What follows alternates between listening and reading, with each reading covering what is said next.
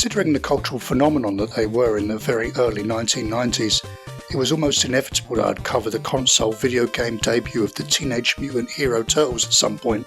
And yes, I said Hero Turtles, for I'm a Brit and this is how we rolled. Our government was clearly frightened of children learning about ninjutsu and nunchucks, yet dual-wielding sharp swords was apparently fine.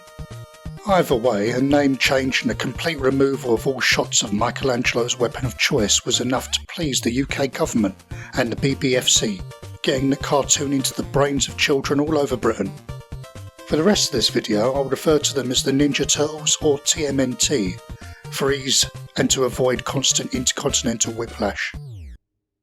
The Teenage Mutant Ninja Turtles hatched in 1984 in an independent comic book series by Kevin Eastman and Peter Laird, released under their Mirage Studios label. By the late 80s, their parody take on the dark and serious superhero comics of the era caught the attention of Hollywood marketers and a franchise was born. In 1987, a cartoon series aimed at children with the sole intention of toy merchandising was the first port of call, as was the style at the time. From here you could literally name any possible product in the universe, and there was somehow a turtle branded variant of it. Sticker albums, coin collections, board games, demonic Leonardo alarm clock. I know everyone says it, but they simply weren't exaggerating for effect. Turtle mania was everywhere. Japanese game publisher Konami got hold of the license for the insanely popular half-shell heroes. In 1989, a 4-player arcade machine was released, based on the animated series. If you were lucky enough to have 3 friends, you could team up and take a very faithful romp through the Foot Clan stomping grounds, cleaning up the streets and avoiding uncovered manholes along the way. Who put the light down? Graphics and music were practically lifted from the cartoon cells, giving this game a turtly authentic feel. Get it? Turtly? No pleasing you lot, is there?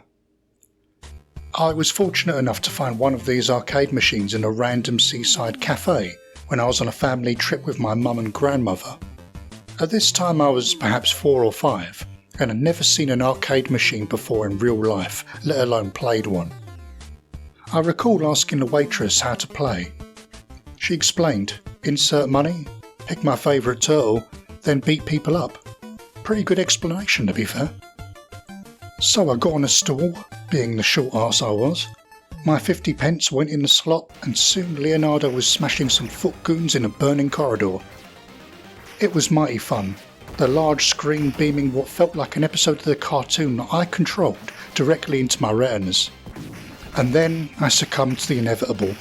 Death via massive rolling ball, followed by a demand for more money. I came away both satisfied that I'd tried something that home games just weren't capable of at the time, yet feeling a bit jaded I didn't get to play more. Lucky for me, an interactive experience with those 4 juvenile terrapins at home wasn't too far from my reach. This TMNT game was developed for the Nintendo Entertainment System and released by Konami under their Ultra Games label. It released in 1989 in the US and Japan, while a PAL version was released the following year for us in Europe. The iconic box art was taken directly from the cover of issue 4 of the comics. This game wasn't a conversion of the coin-op however, that would come later, but a bespoke console experience. If anything, it felt totally different to its arcade counterpart, likely due to the limitations of the hardware. But let's not get too ahead of ourselves. I didn't have a NES at the time and wouldn't until Christmas 1993. Though being the zeitgeist behemoth the Turtles were, this game was ported to nearly every home computer around. Seeing as I had a Commodore 64, it was inevitable I'd grab this version. After navigating the manual for copy protection codes, the C64 would boot up a vague facsimile of the NES original. The gameplay was intact, though it featured heavily downgraded graphics. I never got far, as both the game was notoriously difficult, and also on 2 occasions when switching characters the game inexplicably froze, forcing a total reload of the cassette. Because of this, I don't recall getting any further than the 3rd level. After getting a NES at the end of its life cycle, grabbing a copy of TMNT for it was a no-brainer. The credits for those who worked on it remain a mystery, which was unfortunately a common thing in the early days of gaming. The only person I found was Jun Funahashi, who was responsible for the banging soundtrack. The title screen music, while clearly inspired by the cartoon's theme tune, offers its own funky twist.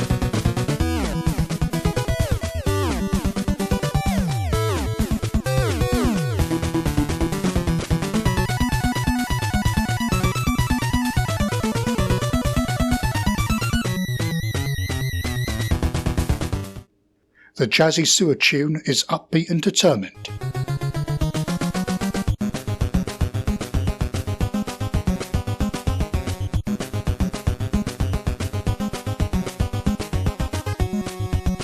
And the mini-boss theme is suitably menacing.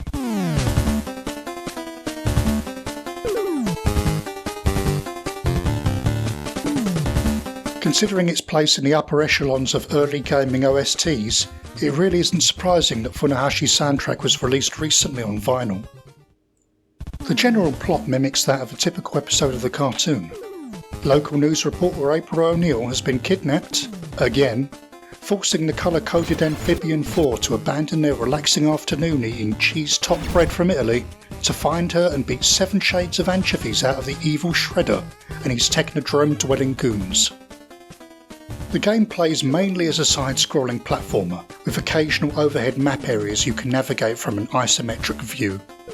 You start in New York, scouring sewers and buildings to find your lovely reporter friend and save her from the clutches of everyone's favourite inept Warthog and Rhino tag team, Bebop and Rocksteady.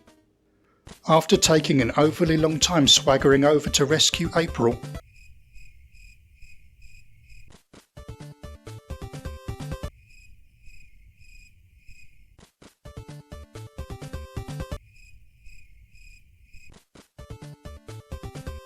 she joins your team, offering mostly useless advice with the Turtles' vermin-based master, Splinter, on the pause screen. Alongside Bebop and Rocksteady, the Shredder appears to have assembled an utterly bizarre gallery of goons. Strange boomerang-throwing blokes. Alien flying things. Literal firemen. Hedgehogs. Spacemen. These assets feel out of place, but I guess they could be classed as mutation experiments, which somewhat fits the narrative. Despite there being 4 playable protagonists, the game is solely a solo affair. By pausing the game, you can swap between turtles on the fly, to take advantage of their different weapons, or to place an injured one in reserve until you can find some tasty, restorative pizza. Yum. Speaking of injuries, anyone else notice that when you're hit it sounds like butt snark? Each turtle is basically just a colour palette swap. They have no special attacks or abilities, though their weapons do make a difference. Donatello's bow staff is the strongest and has the most reach, though it's slow and makes a weird noise.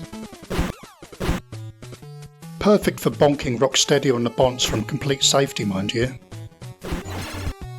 In contrast, Raphael's Sai are fast but have a very tiny hitbox, forcing you up close and personal. Michelangelo's nunchucks seem weakest, though have medium reach. Lastly, Leonardo's katana blades do far less damage than a sword should do, but the length compensates. Story of my life. Donatello is the best of the bunch, so try to keep him alive for those boss fights. Like Castlevania, another Konami classic, you can obtain sub-weapons to use. These are very powerful but extremely limited. They usually drop completely randomly from defeated enemies, and range from triple shuriken bunches to a scroll wave that takes out anything in its path.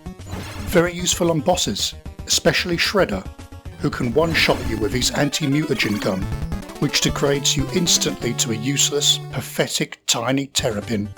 Cowabunga, am I right? Speaking of Shredder, I never got anywhere near him during my youth. I'd usually succumb to the Foot Clan just after the underwater stage. Having to start all over again after getting so far was a frustrating experience. The game's difficulty had quite a spike after level 2 and only gets harder. Many years later, after finding my old NES in the attic, I decided to try again, my older, wiser gaming skills taking on the challenge. Finally, at the age of 17, I triumphed over the Technodrome and obliterated Orokusaki. My reward? Splinter becoming human for some reason, and a brief wall of text. Yay! The infamous water level, the bane of every player's existence, has been commonly cited for its extreme difficulty. Terrible physics, unreliable hitboxes, badly placed traps and awkward currents make this hunt to defuse bombs an absolute pain in the arse. And did I mention it's got a very tight time limit? I'm willing to bet this level alone can be held responsible for kids diagnosed with raised blood pressure.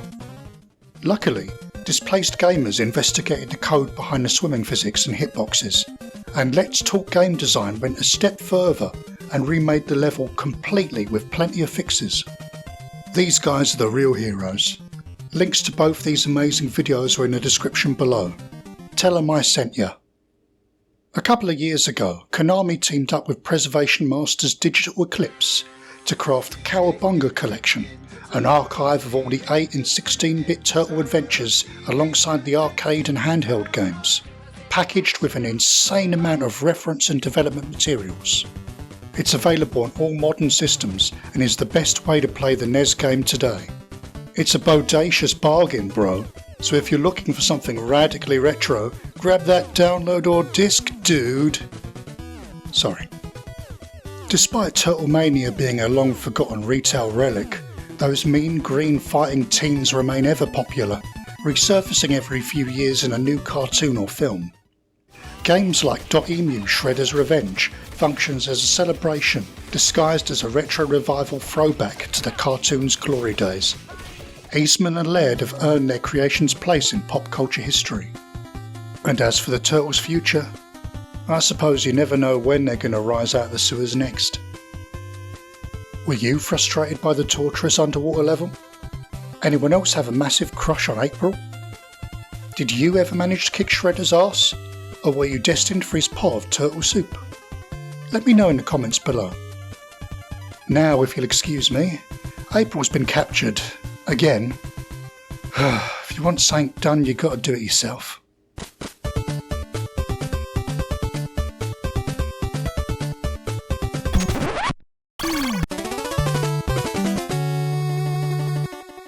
Bummer, dude.